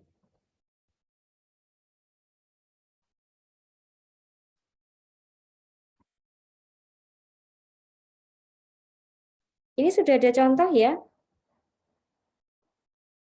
Jadi ini Anda mencari G dari C target. G adalah kadar standar yang ditambahkan. Target. Jadi G ini spike gitu ya. Sebenarnya spike-nya itu sudah diketahui konsentrasi. Tapi di dalam praktik ini kita ingin tahu berapa. Maka G atau C target ini tuh kurang ya. Ada yang salah ya.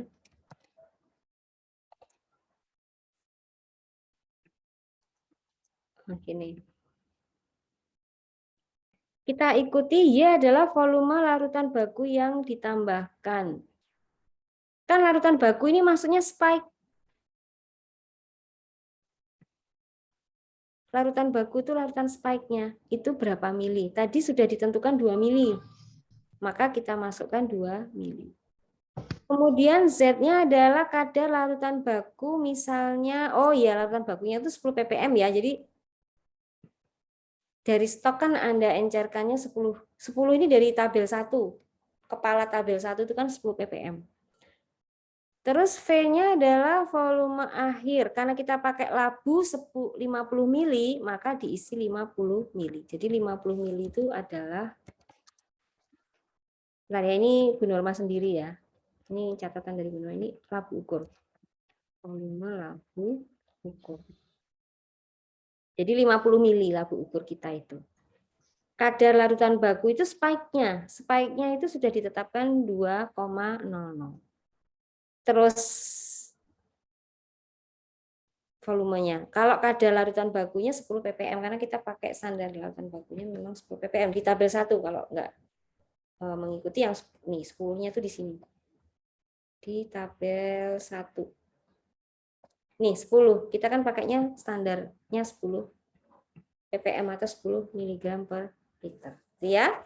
Jadi sebenarnya ketemu G-nya itu sekian. 0,4 ppm atau 0,4 mg per liter. Nah, sekarang kita hitung persen recovery. Ini bagian dari perhitungan QC, itu kita ingin tahu persen recovery. Karena persen recovery akan menunjukkan kualitas pekerjaan kita. Adalah E min F dibagi G. G-nya sudah dapat ini ya. Ini sudah dapat. Anda tahu asalnya. E adalah kadar contoh uji yang di spike.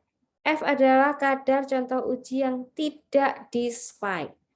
G adalah kadar standar sampel yang ditambahkan. G-nya udah tahu ya, 0,4 ya. Miligram per liter. Jadi kita masukkan aja. Contoh yang tidak di spike. Sampel yang tidak di spike itu di tabel ini nomor berapa? Ada yang bisa tahu? Dari tabel ini, sampel yang tidak di spike itu yang nomor berapa? 12. Nomor 12. Iya, betul. Jadi itu yang nomor 12 itu yang dimaksud di sini. Di huruf E. Yang tidak di spike itu F. Nah, ini berarti sampel nomor 12 ya. Kalau Iya, yang di Ibu. spike, yang Iya, di Bu. spike nomor berapa aja? Nomor 13. sampai 16. 12. Ya. Nah, G-nya udah tahu, Bu, 0,4 itu loh. Jadi nanti diukur ini. Kan F-nya, E-nya ada 4 ya, 4 data kan. Maka data persen recovery-nya nanti ada 4. Ya kan, karena F ini kan misalnya data nomor 13. E-nya tetap punyanya yang data nomor 12, G-nya itu 0,4 mg per liter. Nanti akan ketemu recovery. Nah, persen recovery itu nanti dilihat apakah dia berdekatan atau berjauhan. Kalau berdekatan ya bagus. Nah, ini masuknya ke sini nanti pengolahan data. Data-data itu tadi, angka-angka itu tadi nanti dimasukkan ke sini. Sampel 1, sampel nomor 12 absorbasinya berapa? Misalnya tadi 0,198. Kan gitu ya? Ya yang ini, nah ini Bu Nurma nggak bisa ngomong. Ini nanti pakai data praktikum aja, karena kalau Bu Nurma nebak-nebak nanti. Tapi ini contoh. Ya wes, contoh. Itu ya. Misalnya contoh 0, tapi 231 kayak apa. Ya itu kan absorbensi. Terus konsentrasinya berarti kan hasil perhitungan. Sudah dihitung tadi ya, konsentrasinya X-nya ya. Kan ini Y-nya.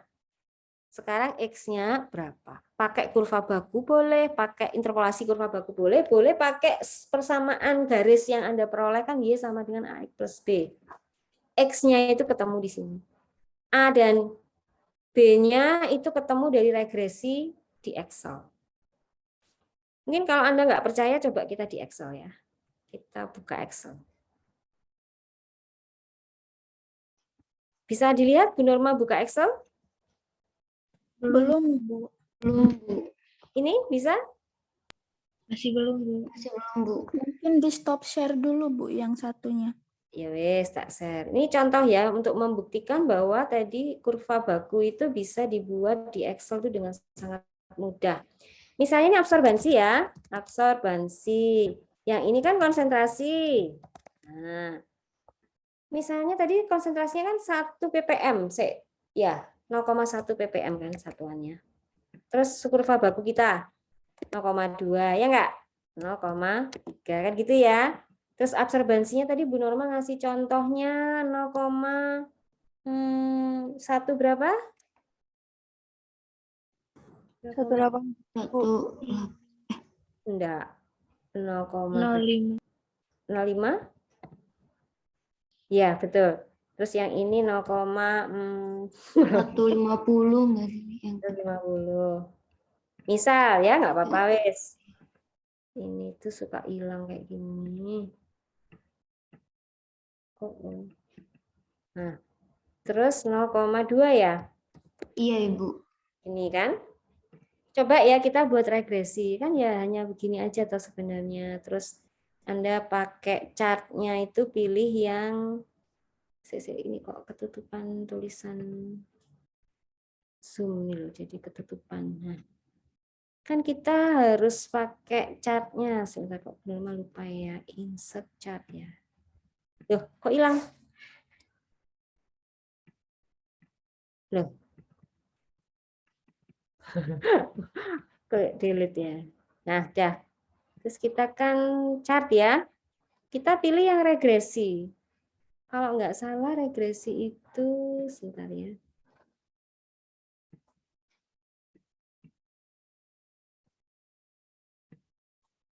Kalau yang ini tuh ini ya kayaknya. Nah, bisa terlihat grafiknya? Terlihat. Bisa, Ibu. Bu, sudah terlihat. Tapi ini kok 0, absorbansi konsentrasi. Padahal saya cuma pengen regresi doang.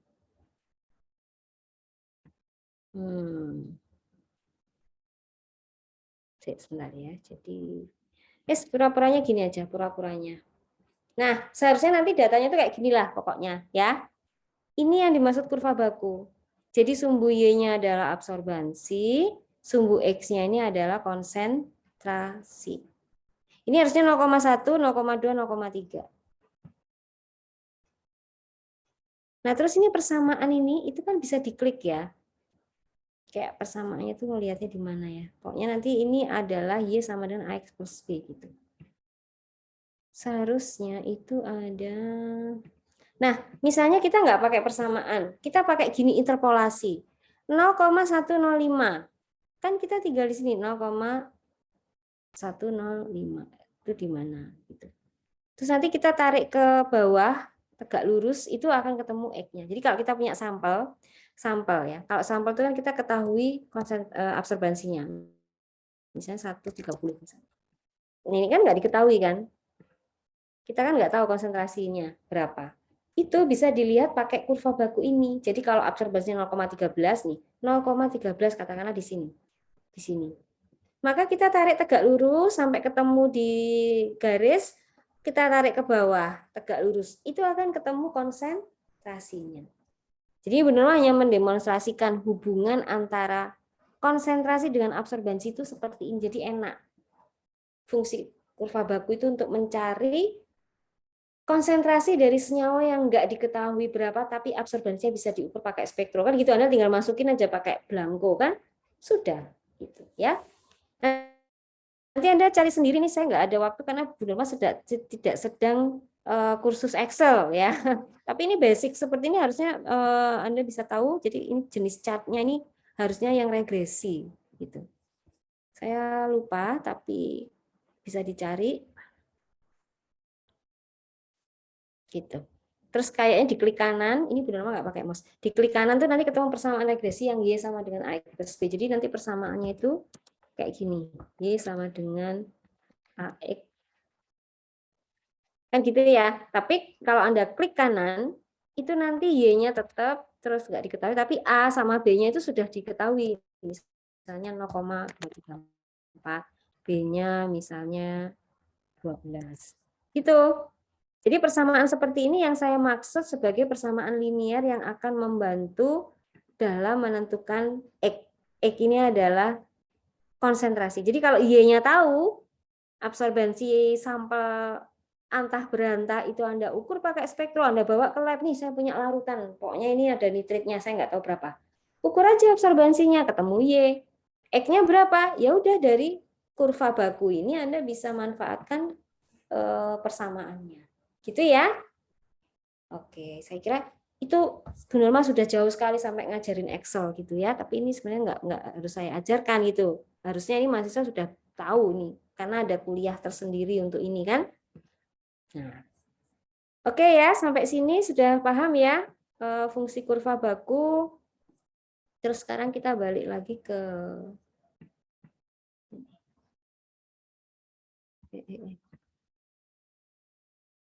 Oke ya, terus ini Anda sudah bisa isi entah dengan interpolasi ataupun dengan persamaan linier Anda bisa dapatkan ini. Misalnya berapa? 0,1 kek atau berapa ya, saya nggak tahu. Ini Anda isi. Terus C spike-nya kan sudah ditentukan 0,4 tadi ya. Yang ini nggak ada, kita nggak masukin spike soalnya di SP ini gitu. Sekarang C spike treatment itu Anda masukkan dari perhitungan.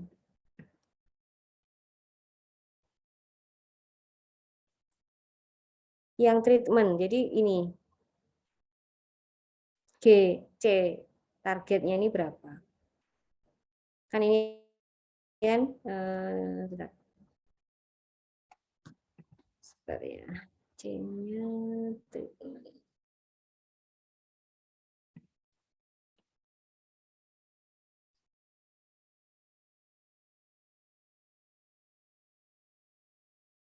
Nah, dari hasil tadi kita akan disuruh menghitung C spike. Jadi yang angka 0,4 tapi hasil eksperimen. Kan ini kan kita sudah dikasih contoh, hitungnya kayak gini. Tetapi yang dari hasil pengukuran belum yang C target ya. Jadi nanti kita ngukurnya dari mana, Bu? Berarti ini. Jadi dari hasil eksperimen ini, C sampel plus spike ini loh. Ini berapa? C-nya. Ya, jadi C-nya itu dari sini.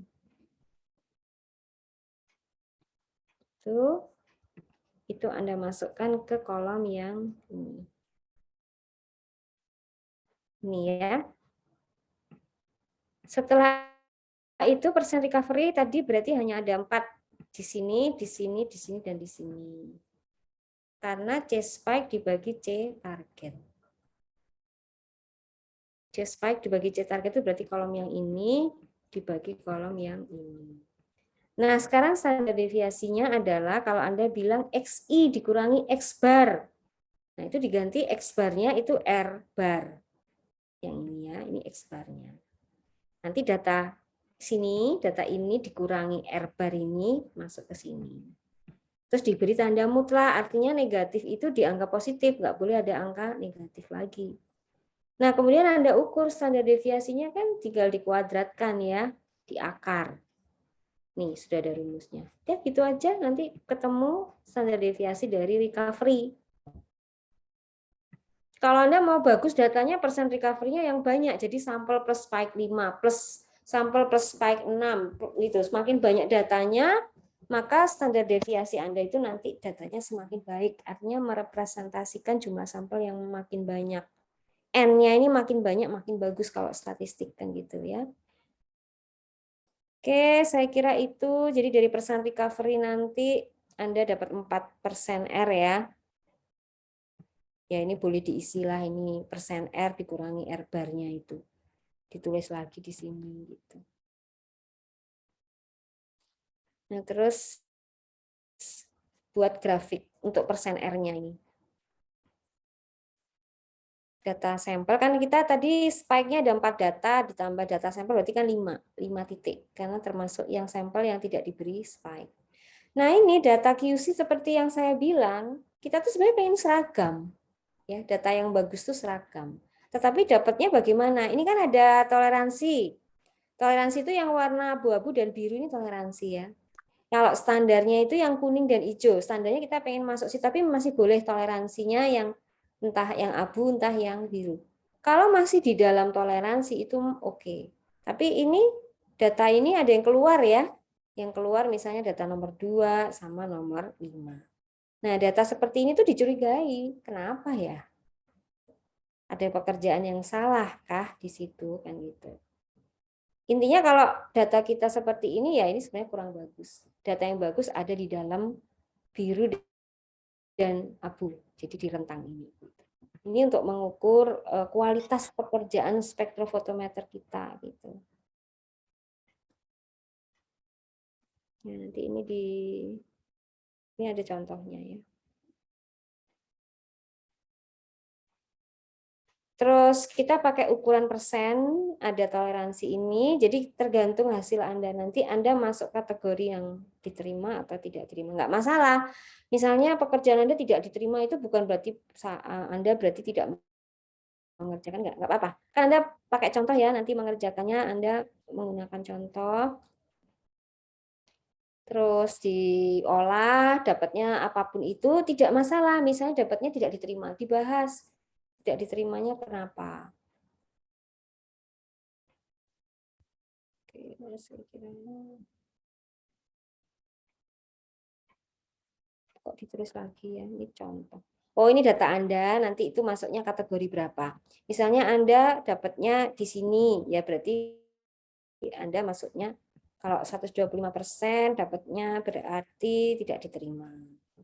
Kesimpulan, berarti dari pekerjaan yang dilakukan ini dengan data yang diperoleh itu tidak diterima gitu. Berarti kualitas pekerjaan yang dilakukan itu masih harus diperbaiki.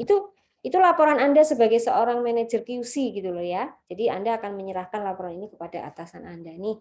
Pekerjaan di lab saya itu spektronya itu kayak gini. Kemungkinan spektronya ini rusak atau analisnya perlu di-training lagi gitu. Jadi nggak ada pekerjaan ini terus salah gitu. Enggak. Salah itu artinya di sistemnya ini loh yang perlu diperbaiki atau tidak perlu diperbaiki gitu ya. Gitu. Oke, saya kira itu hal yang bisa saya sampaikan. Saya akan berikan contoh untuk pekerjaan ini.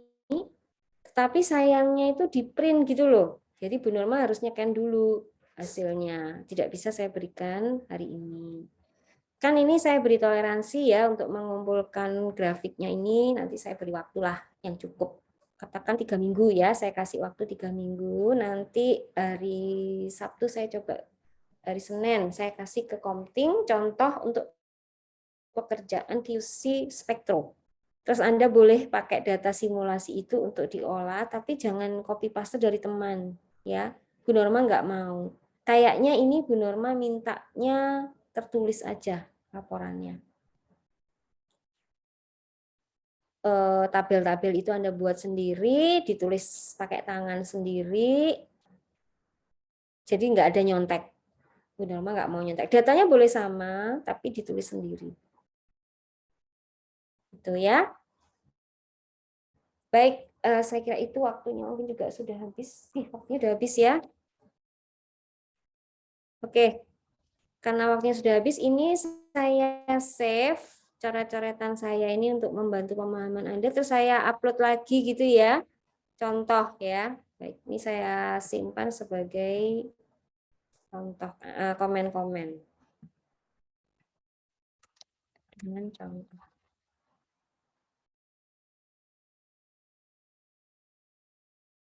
Baik, kalau tidak ada pertanyaan, ada pertanyaan banyak pertanyaan nih pasti ya.